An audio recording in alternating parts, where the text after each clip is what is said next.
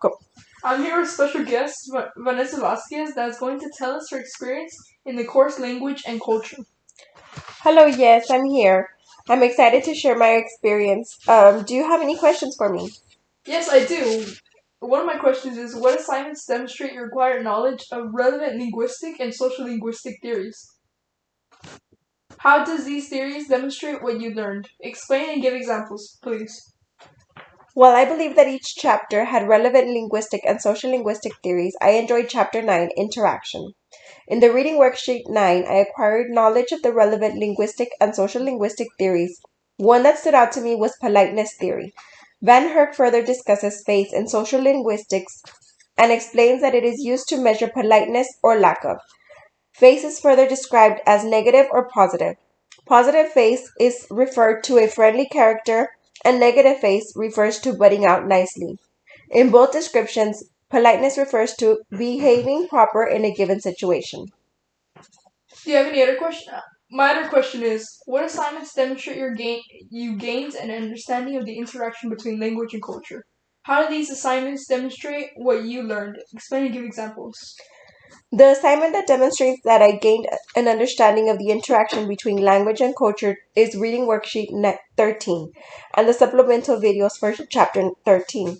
After After reading chapter 13, Language as a Social Entity, Van Herk discusses that the following are influential in which language is spoken within a community: the governments, large corporations, churches, dictionary makers, pundits, writers, and educators, among all of which shape our culture.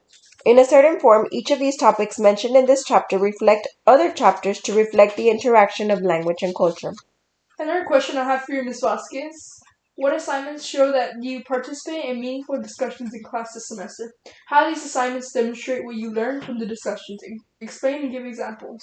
I had never participated in a class through Flipgrid, and I believe that although we were not able to be present as I would have liked, I made a meaningful connection with my peers. In our discussion for Chapter 7, Gender, although I believe that we may have deviated from the questions, it broadened my understanding of the use of pronouns.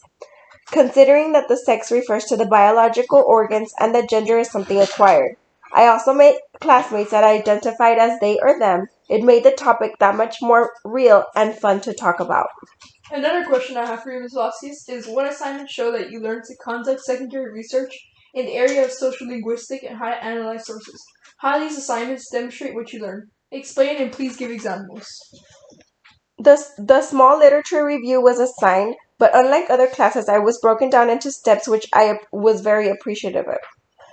Prior to this assignment, I had never done a small literature review assignment. Specifically, I believe that steps 3 and 4 allowed me to properly conduct secondary research.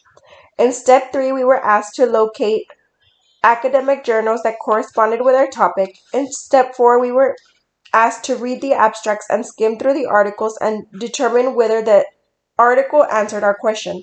Once submitted, Dr. Hebert approved the sources and we were able to continue with a review. If it had been assigned the entire project, I may have had an incorrect source and therefore in part of my review would have been incorrect.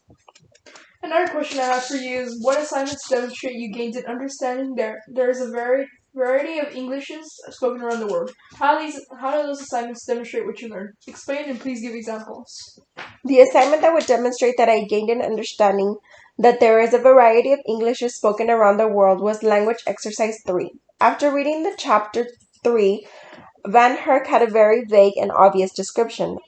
Van Herk defined place as a geographic factor that influences language. However, after hearing Dr. Norma George's video, she says that she speaks Spanish different when she travels to the south, is different when she studies in the north of Spain. Although Dr. George is explaining the concept regarding her Spanish, it gave me a better understanding of the different Englishes spoken in different regions. I further was able to reflect on my journal that although my cousins had lived in Brownsville their entire life and lived in Houston for just 2 years, when they returned, their accent was different. Although the English dialect remained the same, their language had been influenced by the region they had resided.